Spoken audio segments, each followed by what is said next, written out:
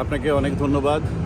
আপনারা জানেন সারা বিশ্বে যেখানে গণ অভ্যুত্থানের মাধ্যমে কখনো একটা সরকার বদল হয়, তাদের যে জনপ্রিয়তা ছড়িয়ে পড়ে সেই দেশে এবং তাদেরকে বীরের মতো, হিরোর মতো তাদেরকে সম্মান করা এবং তারা যেখানে যায় তারা সেই রকমভাবে জাতীয়ভাবে সম্মান পায়, জাতীয় বীর হিসেবে।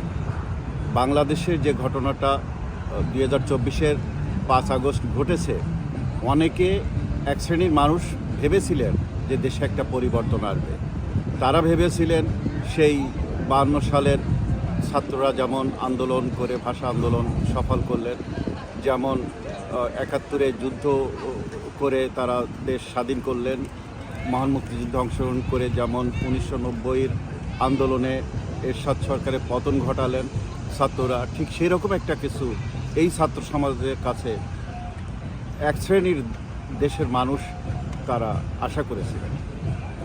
সেই ধারাবাহিকতায় তাদের সরকার গঠনের পর গত 1 বছরে তাদের যে অবস্থান, এমন একটা অবস্থানে গেছে যে তাদের প্রতি মানুষের বিশ্বাস একদম শেষ হয়ে গেছে। এখন তারা জনগণের সামনে যেতে পারে না, তারা যেখানে যাচ্ছে সেখানে পিটান খাচ্ছে।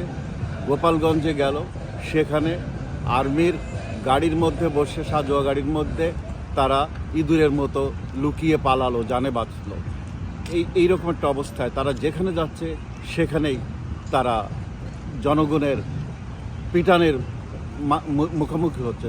পাবলিক পাইলে তাদেরকে পিটিয়ে মেরে ফেলবে, এমন একটা অবস্থা। এটা আমাদের দেশকে কোথায় নিয়ে গেল? গত 1 বছরে এই দেশের অর্থনীতি যে ক্ষতি হয়েছে, চাকরি বাকরি, মানুষের ব্যবসা বাণিজ্য, নিরাপত্তা, ঘর বাড়ি ধ্বংস, নারীদের উপর অত্যাচার, কোথায় গেছে দেশের অবস্থা? আমরা তো এমন পরিবর্তন চাইনি।